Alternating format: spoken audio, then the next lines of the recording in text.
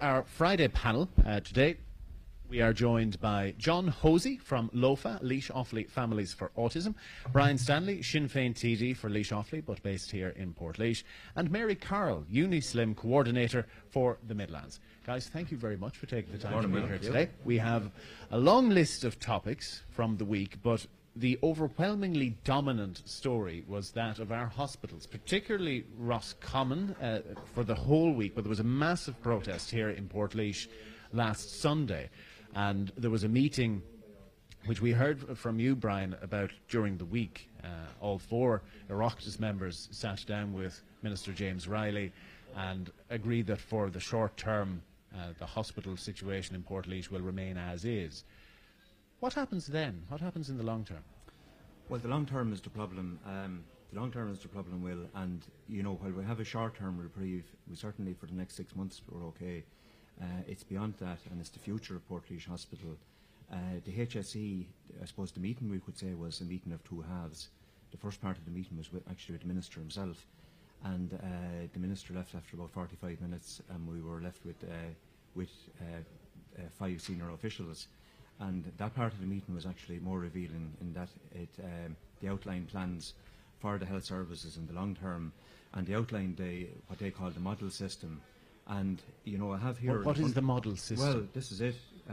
The model system is basically it's a categorisation of hospitals starting at from 1 to 4, with 4 being the 4 being the top grade of hospital. And they were making the case at the meeting in relation to Portlaoise should become a Model 2.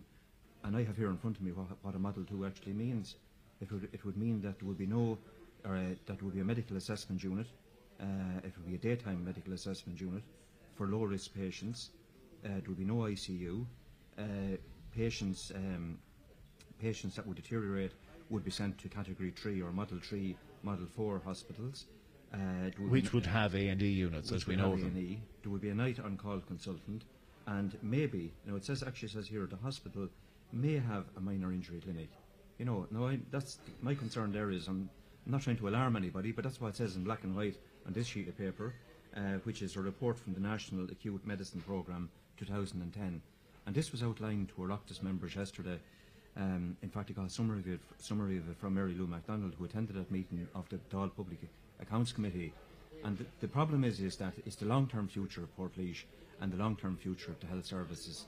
And we used our time in the Dáil this week, Sinn Féin did. We used all of the time available to us this week in relation to the hospital issues and in relation to particularly the regional hospitals and the hospitals in rural areas. While there can't be a hospital at every crossroads, as a party we believe that you must have functioning A&E units in important regional centres like Portlaoise and other areas. But they have to be safe, and the HICWA report yesterday revealed 10 hospitals on a list perceived to be unsafe. Portlaoise was one of them. Well, that's correct, and the Minister did say to us that HICWA would not be used, and we put this to him, that HICWA would not be used, and HICWA reports would not be used as an excuse to close down hospitals or reduce facilities at hospitals. He said, and to quote his words, was that if there was problems, we have to fix them. And I'll certainly be holding him to that, because that's the crux of this. You know, do we allow HICWA reports to be used continuously as they have been used to close down nursing home beds, to close down hospital facilities? But the brief for HICWA is to establish whether a facility is safe or unsafe. It's not to make a decision on the future. That's a political one. But if a facility is unsafe, and that's what HICWA is suggesting about the A&E unit in Portlaoise, does it not make sense to send people elsewhere? Well, no. What it makes sense to do is to fix the problems that they have reported on Portlaoise Hospital and other hospitals, not to close it down. You know, we've been through a world war, and Portlaoise Hospital didn't close. We've been through massive recessions in the 1950s. The hospital was opened in the 30s. It didn't close during the Second World War. It didn't close during the recession in the 50s. The A&E was kept open right throughout the 1980s. You know, if we can't fight to keep it open now, if we cannot, as a society, maintain a fully functioning A&E unit in Portlaoise, you know, it's a very poor indictment, very poor, you know, reflection on us as a society. Mary, how do you read this? Because we can talk about Model 1 hospitals, Model 2. It's all a bit meaningless, I suppose, really. What do you want from your local hospital? Well, we want it to be there. We want it to be there. We want to have the facilities there that people need, because no matter what, sooner or later, more than likely, most people will need medical care. And it has to be there for them. And you can cut back so many places in a recession, but hospitalisation, medication, stuff like that, I don't think you can really cut back. On the other hand, there should be a little bit more emphasis, I think, on people being healthy themselves. I mean, we're becoming a very unhealthy nation, and a lot of, or some of that at least, is in our own hands. And we need to be able to take a little bit more care of ourselves. And I know we need hospitals, but if we can stay away as much as possible, for as long as possible, for medication, hospital, stuff like that, I mean, that's great. But you've raised an interesting point there, because I'm sure even Brian wouldn't dispute this. The government, the HSE, there are plenty of publicity campaigns arranged to encourage you to walk, to encourage you to have a happy heart, to whatever health message it might be. So do we as a society not take some responsibility, not have to take that responsibility if we don't heed those messages? Well, we should take responsibility, and we've just become such a lazy nation, really, and we've become a busy nation, maybe not time to cook, not time to exercise, computers taking over, not really eating healthily, and it has a major effect on our community. I mean, you only have to look around you to see how overweight we're becoming, how unhealthy, and an awful lot of that is in our own hands. I'm not saying, you know, we do need hospitals, we do need doctors, we do need medication, but we do need to take responsibility for our own health, and we do need to, you know, bring it through the communities, to bring it out there and emphasise it a little bit more. And all these walks are beginning now, and I think that's terrific. It's fantastic, and all these healthy options that we're having, fantastic and very necessary, and people need to follow on that. But you can be healthy, you can make every effort to stay healthy, but God forbid you can go out on the road and have an accident. Absolutely. So you need some sort of an emergency response unit. Would you feel comfortable if, hypothetically, Portlaoise became a 12-hour A&E and you had to go to Laois or Tullamore or wherever it would be? No, I think all these hospitals need to be kept open, all of them. There's a big population out there. There's a lot of accidents. There's a lot of necessities for these people. I've been in accidents myself, and people have been, the ambulance, you know, straight away. What would we do if that didn't happen? There'd be a lot of lives lost. No one goes out to create an accident, but accidents happen. Roads are busy. Big roads, lot of speed, unfortunate accidents. We need to have that backup out there as well. John, do we not have to accept that we've been told again and again tough choices have to be made? We're borrowing €300 million a week just to keep the show on the road.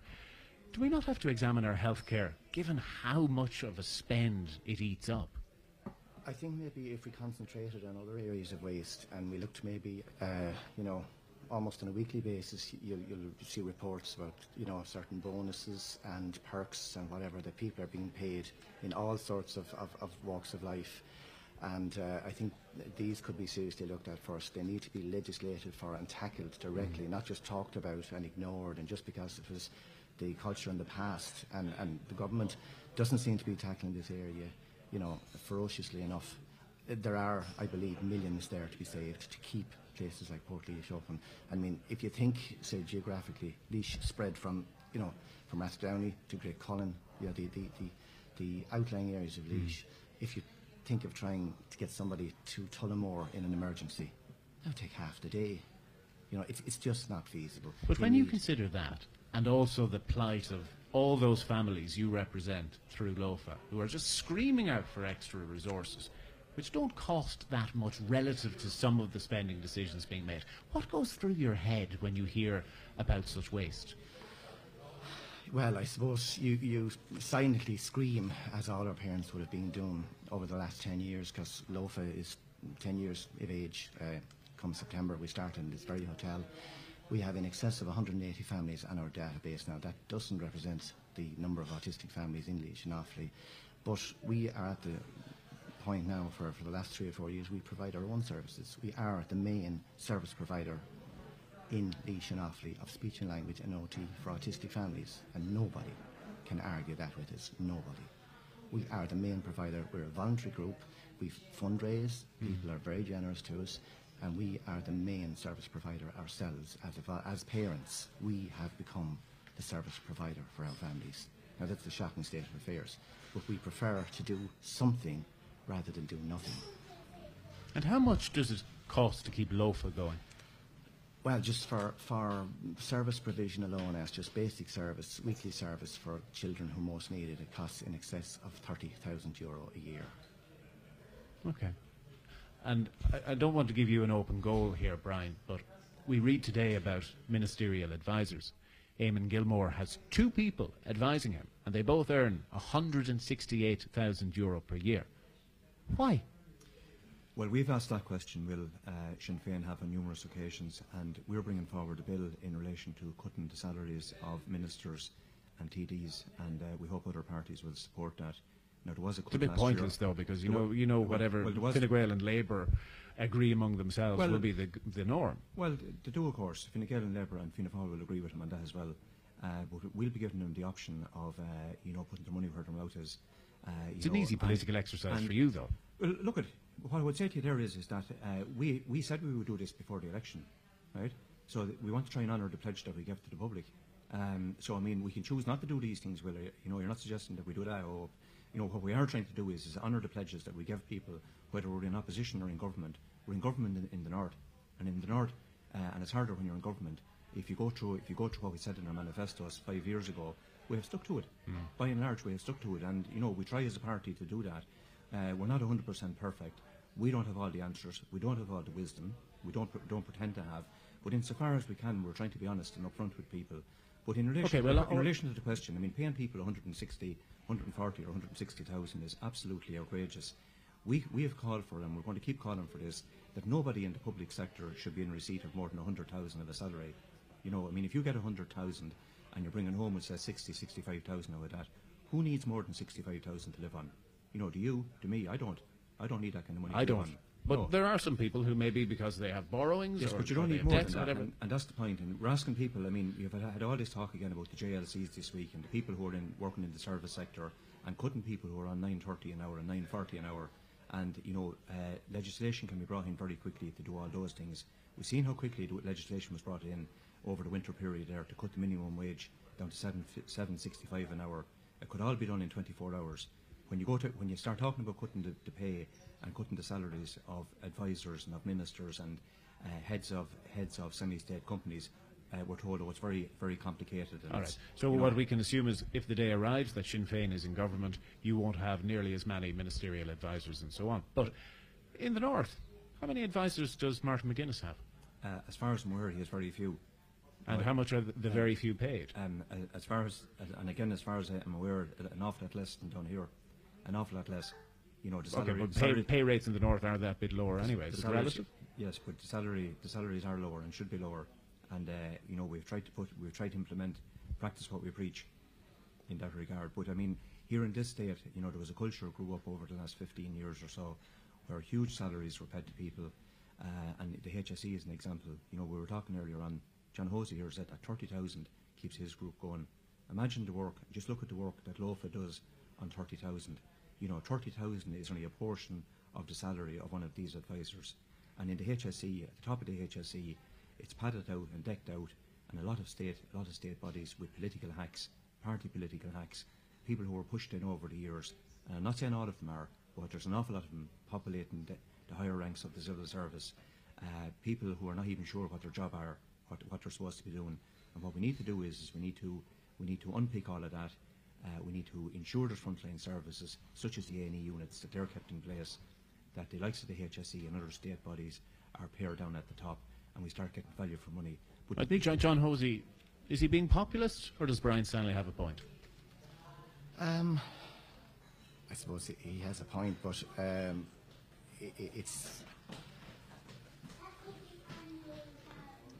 it's hard to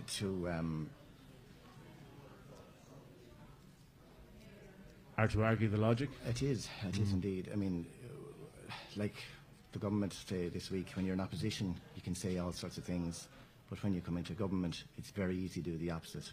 And if we just look, say, at the point of Dennis Nocton there voting against the government, that's a point in question. Voting against the closure there of the Roscommon.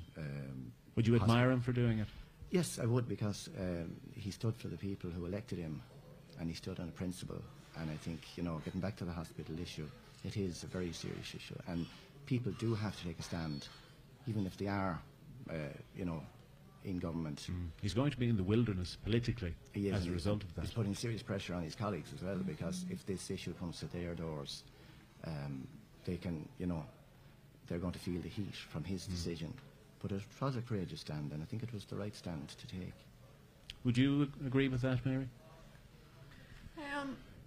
Well, I think the problem goes back to, where, as John said, where all these big wages and expenses and bonuses, it's not just the wage, and all this comes in under it. Surely to God, you can cut back a little bit along that area without affecting people. And it's not the people involved, really. I think it's the system. The system needs to be looked at. You can't really blame the people individually. And if you change the system, I don't think that any amount of this money, this major amount of money is needed to survive. There's people living on an awful lot, comparatively less. The average industrial wage is somewhere in the vicinity of 30,000 a year. But the argument is made again and again that the private sector will pay people lavish amounts of money. And if we want to attract the brightest and the best to work in our public services, we have to be prepared to pay them. Do you accept that? To a point, yeah, but the genuine people who have genuine interests in the normal Irish policies, they will be willing to work for a fair wage, I imagine. But it's the system. You can't blame people for going in and taking advantage of money is handed to you. We're human. They're going to take it. It's the system that needs to be changed. Now, who's going to do that? I don't know, but it has to be done. Of course, it doesn't necessarily follow that everybody who's highly paid is highly capable either, or that those who are low paid have low capabilities. It could be the money who attracts a lot of people to this, and it's the reason behind. We need people who will work genuinely at what they take on. Surely will we have to look at what's happening in other countries. The head of the equivalent of the HSE in France, and France is a country of 75, 80 million people. The head of the health services in France, as far as I'm aware, earned something like 140 or 150,000 euros. The head of it here at one stage was getting 320,000 plus a bonus. And it's all about political choices. On the same day as Labour and Fine Gael TDs voted to close those services on our motion in the Dáil, which Dennis Naughton should be complimented for voting against the government on the very same day, 10 million euros of taxpayers' money was given to unguaranteed, and this is important, unguaranteed bondholders in Anglo-Irish Bank. Let's not even open up the banking chest. That'll take all morning. But my point is that Fine Gael and Labour told us that money would follow the patient. Right, that's what they told us. Over 5 years. They said they'd go to that in 3 stages. Our money is following the bankers, not the patients. That's the problem. Our money, our taxpayers' money, is following bankers and bondholders, not patients. That's the point. You can't on the one hand give away taxpayers' money in shovelfuls like that, and on the other hand try and run a hospital services. Apart from the fact that they're totally, you have all the inefficiencies in the HSE as well. But those fundamentals have to be got right. But there is the argument, and we're not going to get into it today, but if Fine Gael or Labour were sitting around the table, they would say, unless we support the bondholders, we won't be able to raise money on the markets, and we won't be able to pay the doctors, the nurses, and so on and so forth, because we have to borrow to pay them. And the price for us to borrow yesterday, Will, was 13%. Iceland is something in the region of 3%, and they burn bondholders. So that knocks that argument flat on the head. The Midlands Today Show with Will Faulkner. Midlands 103. On our Friday panel this morning, we're joined by John Hosey of Laois, Brian Stanley, Sinn Féin TD for Laois Offaly, and Mary Carroll, the Unislim co-ordinator here in the Midlands. If you look at the front page of the Star today, the Star, of course, owned by Tony O'Reilly, independent news and media here in Ireland, it's taking a shot at its rival, The Sun, describing it as the low-life Brit sister mag of the news of the world, which is gone forever, declares the Star today. So they're commercially cashing in on what has been a very unsettling week of revelations about how journalists hacked into the mobile phones of various missing people, how perhaps members of the police force in the UK received bribes from journalists. It's all become very unsavoury. And John, you've been following this, and I'm curious what you make of the whole implications for journalism and for media ethics. Yeah, it seems to be a much bigger story when you start to scratch the surface, because with claims that successive British governments, were palsy-walsy with the Murdoch Empire, relying on him for their ongoing support and their popular daily support. That's worrying. And also to read would say that the current British Prime Minister, he's under pressure because he's a personal friend of the former editor of the News of the World, who was editor at the time of these alleged buggings. And also one of his staff recently had to resign because he was a former News of the World employee. So it's all a bit too close for comfort, and there's an awful lot more there to come out as this investigation proceeds. But Mary, we love our scandals and our gossip, and okay, we mightn't expect journalists to go to those sort of lengths, but where does the line be drawn? Well, I would say, Will, that most newspapers are based on the same process. I wouldn't think there's anything different about the News of the World any more than anything else. So this hacking, to me, doesn't seem to be... It's not nice, it's very bad, but I just have a feeling that there's just a lot more to it than that, because to close down a paper, I just think, that's my opinion. And then I think that they're just going to open up next week or the week after with something, which is said anyway. So yes, well, we found out in the last 48 hours that a domain name, The Sun on Sunday, has been registered, and of course Rupert Murdoch owns The Sun. Yeah, well, I think that was pretty obvious to a point, but there's nothing that they're doing, like, it's very deep, deeper than the average person who's reading the paper knows. I mean, the average person will probably read the headlines and not go beyond deeper into it, but there's just so much involved in it, more than the news that's on the front page. There's a lot of politics, there's a lot of maybe brown envelopes, this kind of stuff going on too, and that's something that may or may not come out, I'd say, later on. But in the meantime, I'd say we will have another paper. What about the broader implications, Brian Stanley, on media control and ownership? Because Rupert Murdoch owns countless titles right around the world. Tony O'Reilly, through independent newspapers, would be very influential here in Ireland, as is Dennis O'Brien. Countless radio stations through Communicore and other groups. How does this play into the political sphere? Well, it plays very well into the political sphere, because what happens is that, and if you're in Sinn Féin, people in Sinn Féin will be aware of this, we have, here in this country, we're not free from this kind of dominance in the media, that where you have a media controlled by and large by 3 or 4 people, mainly multimillionaires, some of them tax cheats, and parties who try to expose what's going on really come out the wrong end of it. And we've had our own particular problems with what passes for the national media in this country, Will. And I'm not saying it because you're sitting in front of me, but by and large the local medias would be better. But again, it depends on who owns them. I know there's certain provincial newspapers around the country where Sinn Féin can't get a look in, because they're controlled and owned by some of the people who are dominant in terms of ownership of the national media.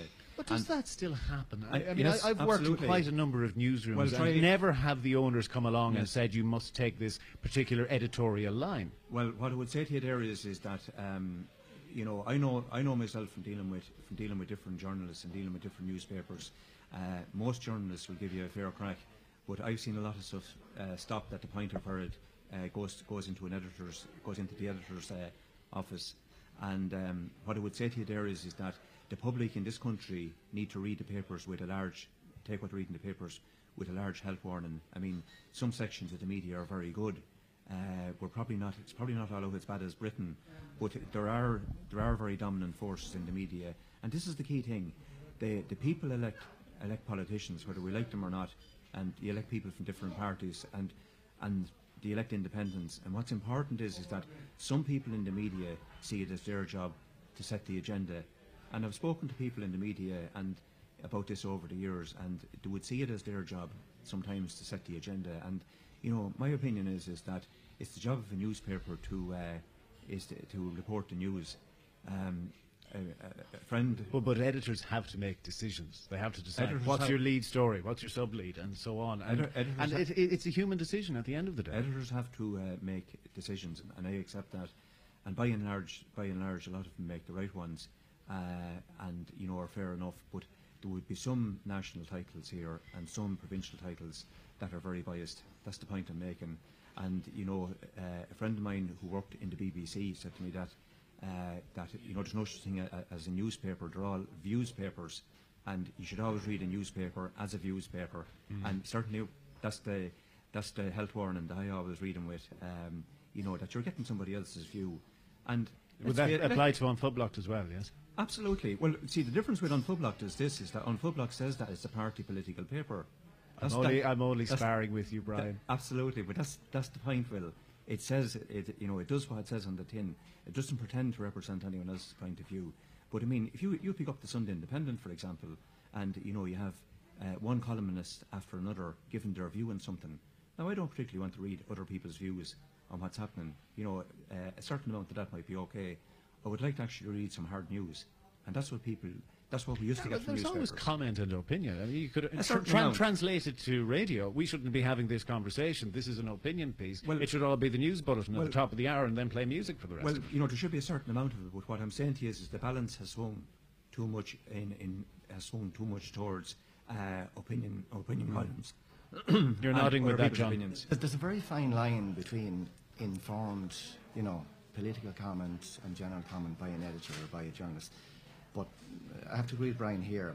When you read particular articles and then you go to maybe the editor's comments, you always sense, well, not always, but nearly always sense there's an agenda there, and that this person is laying down a marker on what he thinks or what his paper represents. And sometimes, if you scrutinise each article, you know, you will find the same tone and the same theme creeping in to a greater or lesser extent. Now, it'll depend on how well the paper is written as to how it's phrased and how it's masked. And I've done that on occasion. Just look, you know, just look at papers and try and assess what's going on here. Yes, but you go through the subtleties you pick up on an agenda then. And it's a fascinating exercise, just to try and just to decide for yourself, is this the news, is it balanced, or is there something else going on here? I think in most cases there is. But while we're on the subject of the media, we love the media sometimes to pry into the private lives of celebrities. And Cheryl Cole has been highlighted this week because she's apparently back with her husband, Ashley, despite him being a lecherous pig and doing all of the things that he did. Does that make any sense to you, Mary, why women just can't resist the bad guy? But whose opinion is it that he's a bad guy? How well do we know him? How well do we know her? We know he went off and was texting all sorts of other models and slept around, and I think most women would define that as being a bad guy. Well, we know what he done. Maybe people don't know what a lot of other people do. If she is willing to take him back, then I think that's her prerogative. It's up to her. She knows him better than anyone. They know each other better than anyone. I think it was the mother-in-law he had a little bit of a problem with, living under the same roof and kind of trying to run their lives. And sure, what fella wouldn't object to that? So maybe they've seen things differently now, and maybe they'll iron it out. You just have to give them a chance. We can't judge them. But her whole public image is of being this classy girl, this very successful singer, and nice. Butter wouldn't melt in her mouth. And then you have her husband, or he wants to be her husband again, who's the complete opposite. Does that not jar a bit? No, because that's, as you say, Will, that's the image. We don't know. That's the image. And Cheryl Cole is only 28 years of age. She's a very young girl. She's done an awful lot with her life, but she's still a very young girl. She's, you know, she just wants normal things. She's gone through the phases of having these people put her down, knock her about. Maybe that man is standing beside her. I don't know. I like to give people a chance and not go by what the media says, because they only want the bad news stories. They'll never print a good news story. That's not true. Both. Bad news is just more interesting. Well, that's because we take interest in it. I know a child was telling me not too long ago that the teacher done a project in school with them and gave them a week to find the good news stories. And this was their Friday project, to find the good news stories in the paper for a Friday. There was very little good news stories from the papers at the end of that week. So a lot of people will look for the bad, want to hear the bad, believe the bad, but is it true? We don't know. We have to give people a chance. They're adults. Let them make their decisions. Hope to do well. She needs someone to lean on maybe. I remember we had a news meeting in a different radio station, a two-county radio station, and funding had been allocated for schools or roads or whatever it was. And we ended up saying that X county has received less than Y county in the latest allocation. And it was about finding the bad news. And we kind of said afterwards, why do we do that? Between them, they received whatever amount it was, and that should have been the story. But there is a tendency to look for the bad news. What's your take on Cheryl Cole, John? Yeah, interesting subject. I suppose you mentioned there Cheryl has this pristine appearance where Ashley is the bad boy, but I suppose opposites maybe attract. He has a history as long as you're two arms, but maybe he's down in his luck now and it suits him to be back in favour with Cheryl. It's a curious match, but I suppose in general if you look at the history of footballers, a lot of them do seem to hit the media in this respect. I see where yesterday Rio Ferdinand was suing a newspaper again for breach of privacy. But and he had 11 ladies. 11 of his former acquaintances came out of the woodwork. So there's a very interesting case going to unfold there. And of course Ryan Giggs recently too. He was in bother and he had an impeccable record up to relatively recently. And what about you, Brian? Any super injunctions that you want to tell us about? No, I had to ask my wife the other night who Cheryl and Ashley. Go away. No, I wasn't aware. I heard this Cheryl being talked about sometimes in the media. I wasn't sure who it was, so I asked her the other night who they were, and apparently she's this beautiful young woman, and he's a soccer star. They were married.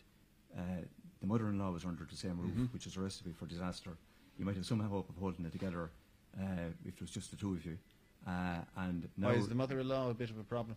And now, well, I'm not too sure about this one, but no, I mean in your case. Well, mother-in-laws, no, not in my case, thank God. No, Mary's no problem. Mary's mother-in-law. Just say hello to her if she's out there. Mary, the one. And myself and Mary get on very, very well. Good. But I was trying to land you with it there, but I couldn't imagine a situation where you would have your mother-in-law under the same roof on a permanent basis. I could see how it could cause difficulties, regardless of how much you would think of your mother-in-law and how fond you are of your mother-in-law. But so the mother-in-law is to blame. Well, a bit of a disaster. But look at it. I mean, on a positive note, if they're getting back together and they're happy, the best of luck to them. I mean, they're a young couple, and let's hope it works out for them this time.